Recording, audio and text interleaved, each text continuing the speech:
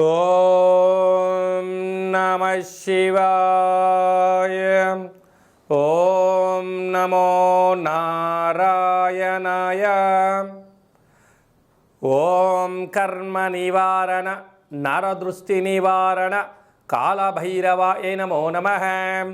ఓం కాళకాలాయ విద్మహే కాళాతీతాయ ధీమహి తన్నో కాళభైరవ ప్రచోదయాత్. హరి ఓం.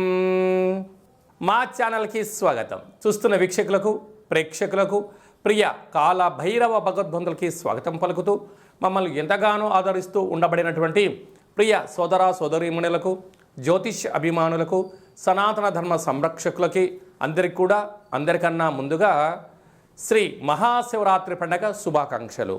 అంటే మన పెద్దవారు చెప్తుంటారు, ఏ రోజు మనం ఉపవాసం ఉండినా ఉండకపోయినా జన్మకో శివరాత్రి అంటూ ఉంటారు.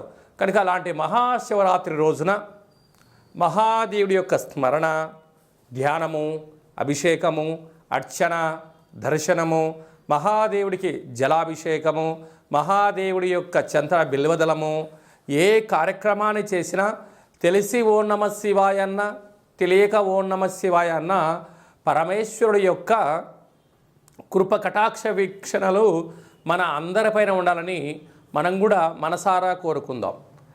కలియుగ కాలంలో కష్టాలను, నరదృష్టిని, శత్రు ప్రభావాలను కలిగించేటువంటి అనేక దుష్టగ్రహాలు ప్రవహిస్తూ ఉంటాయి మన అందరిపైనను కూడా. మనల్ని రక్షించే కాళభైరవుడు మన చెంతగా ఉండగా మనకేల చింత. కనుక ఈ మాఘమాసంలో సంపూర్ణమైనటువంటి అసితాంగ కాళభైరవ స్వామికి స్మరణ చేత బ్రహ్మ మనకి ఏదైతే లలాట స్థానంలో రాశాడో వాటిని సంపూర్ణంగా కష్టాలను తొలగించుకొని ఐశ్వర్యప్రదాతమైనటువంటి సువర్ణ అధ్యాయానికి స్వాగతం పలకాలని మనం కూడా మనసారా కోరుకుందాం. 1వ తారీఖు 2వ నెల 2026 నుండి 28/2/2026 వరకు పుట్టినటువంటి వారందరికీ కూడా ముందస్తుగా జన్మదిన శుభాకాంక్షలు. గతంలో వివాహం చేసుకున్న వారికి వివాహ వార్షికోత్సవ శుభాకాంక్షలు. ద్వాదశ రాశుల్లో గ్రహ గమనాలు వీక్షింపచేద్దాం.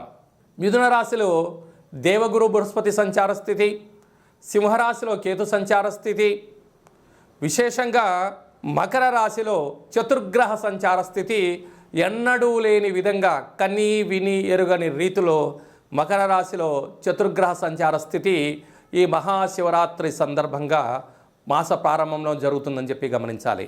ఆత్మకారకుడు రవి, రుణరోగ శత్రుకారకుడు కుజుడు, బుద్ధికారకుడు బుధుడు, కలత్రతకారకుడు శుక్రుడు మకర రాశిలో సంచార స్థితి.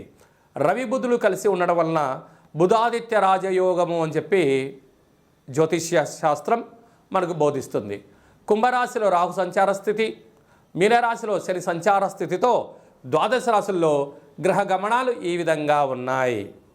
కుంభరాశి వారికి ఒకవైపు ఏళ్ళనాటి శని చివరార్ధ సంచార స్థితి జరుగుతూ ఉండగా, విశేషంగా పంచమ స్థానంలో గురు సంచార స్థితి, వ్యయంలో చతుర్గ్రహ సంచార స్థితి జరుగుతూ ఉండగా వచ్చినటువంటి మాఘ పూర్ణిమ రవి పుష్యార్క యోగాన్ని ఎలా పొందాలి, గ్రహదోషాన్ని తొలగించడం వలన రియల్ ఎస్టేట్ వ్యాపారస్తులు, సకలమైనటువంటి సేవా రంగాల్లో ఉండబడిన వారు, ప్రభుత్వ రంగాలుగా ఉండబడిన వారి యొక్క ఆర్థిక ఇబ్బందులను ఎలా అధిగమించాలో ఈ వీడియోలో సవివరంగా సంపూర్ణంగా తెలుసుకుందాం. కుంభరాశిలో ఏ నక్షత్రాలు వస్తారుగా? ధనిష్టా నక్షత్రంలోని 3వ పాదం, 4వ పాదం, శతభిష నక్షత్రంలోని 4 పాదాలు, పూర్వభాద్ర నక్షత్రంలోని 1, 2, 3 పాదాలు కలిపితే కుంభరాశి. రాశాధిపతి శని భగవానుడు. వీరికి రాశిలోనే రాహు సంచార స్థితి ఉండడం వలన అంటే వీరికి ఆకలి ఎక్కువ, ఆవేశం ఎక్కువ, ఆలోచన ఎక్కువ, అనంత సంపద కోట్ల రూపాయల్లో రావాలి అనే స్వభావం కలిగి ఉంటుంది.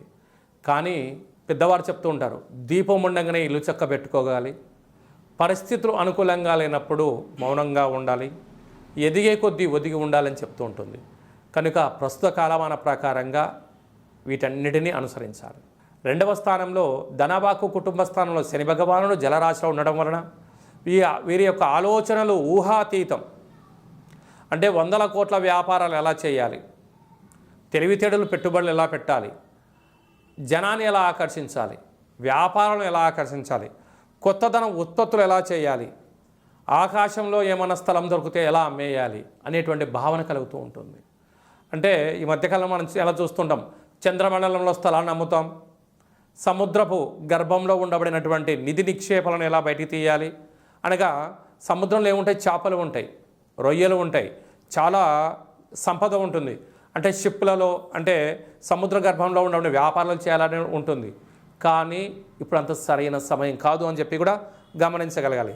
సంతాన స్థానంలో దేవగురు బృహస్పతి మిథున రాశిలో సంచారం చేయడం వలన పిల్లలు, నూతనంగా వివాహమైన వారికి పుత్రిక సంతాన యోగ్యత, ఐశ్వర్యము, ఆనందము, పిల్లల యొక్క భవిష్యత్తులలో మీరు ఉన్నతమైన ఆహ్లాదకరమైన జీవితాన్ని పొందగలుగుతుంటారు. సప్తమంలో కేతు సంచార స్థితి ఉండడం వలన ప్రేమికులు చాలా జాగ్రత్తగా ఉండాలి, భార్యాభర్తల మధ్య అన్యోన్యంగా ఉండాలి, వివాహ ప్రయత్నాలు కలిసి రావడం, సువర్ణ ఆభరణాలు కొనుగోలు చేయడం, షేర్లు, పెట్టుబడులు, ఆకర్షణ చాలా అద్భుతమైనటువంటి స్థితిగతులు ఉంటున్నాయి. అయితే బంధుమిత్రు స్నేహితులు బ్యాంకులు అప్పులు ఇస్తున్నాయి కదా అని చెప్పి లోన్లు తెచ్చారా విరివిగా, రాబోయే కాలం ఇబ్బందికరం. అడుగుతున్నారు కదా అని చెప్పి మీ యొక్క విలువైన సమయాన్ని ధనాన్ని ఇచ్చారా, తిరిగి రాకపోగా పోలీస్ స్టేషన్, కోర్టు మెట్లెక్కే పరిస్థితి చాలా అధికంగా ఉంటుందని చెప్పి జ్యోతిర్విజ్ఞానం తెలియజేస్తుంది. వ్యయంలో చతుర్గ్రహ సంచార స్థితి, ఆత్మకారకుడు రవి, రుణరోగ శత్రుకారకుడు కుజుడు, బుద్ధికారకుడు బుధుడు, కలతరకారక శుక్రుడు ఉన్నాడు కనుక అంటే జల్లెడలో నీళ్ళు పోస్తే ఎలా నిలబడవో, ఎంత సంపదను మీకు వచ్చినా పెట్టలేని పరిస్థితి ఉంటుంది. కనుక ఆర్థికపరమైనటువంటి విషయాలకు వచ్చే లోపల మీరు తల్లిదండ్రులను కానీ, మీకు సన్నిహితులను కానీ, మీ కుటుంబ సభ్యులను కానీ వారిని మీ పక్కన ఉంచుకొని వచ్చిన ధనాన్ని వారి చేతికి ఇచ్చి, ఈ యొక్క ధనాన్ని బియ్యంలో ఒకరోజు ఉంచి వారి చేత డబ్బులు తీసుకోండి. కుజదోషము, సకల గ్రహ దోషాలు, యంత్ర ఆయుధాలతో దోషాలు తొలగిపోతాయి. కనుక సద్బుద్ధి, సద్జ్ఞానము, సత్ప్రవర్తన వలన ఉన్నతమైన జీవితం పొందగలగాలి అన్నట్టయితే తెల్ల జిల్లేడు వృక్షం దగ్గర ప్రదక్షిణ, నువ్వుల నూనె దీపము, వసతి కలిగితే తెల్ల జిల్లేడు వేరు తెచ్చుకొని సింధూరం పూసి లక్ష్మీ గణపతి హోమాన్ని చేసుకొని ఇంట్లో ఉంచుకోవడము, మహాదేవుడికి మహాశివరాత్రి సందర్భంగా బెల్లం నీటితో లేకుంటే చక్కెర రసంతో అభిషేకం చేయడము, అలాగనే పాలతో పంచామృతములతో అభిషేకం చేసి ఈ తీర్థాన్ని భక్తులకు పంచగలిగినట్లయితే సకల దోషాలు తొలగిపోతాయి. రియల్ ఎస్టేట్ వ్యాపారస్తులు, ఐరన్ వ్యాపారస్తులు, కార్లు, షోరూంలు, ఇనుప వస్తువులతో వ్యాపారం చేసేవారు, వంటింటి సామాగ్రి, సంపూర్ణమైనటువంటి ఆహార ఉత్పత్తులు, హోటల్ బిజినెస్ చేసేవారు ఎంతో జాగ్రత్త అవసరం అని చెప్పి జ్యోతిర్విజ్ఞానం తెలియచేస్తుంది.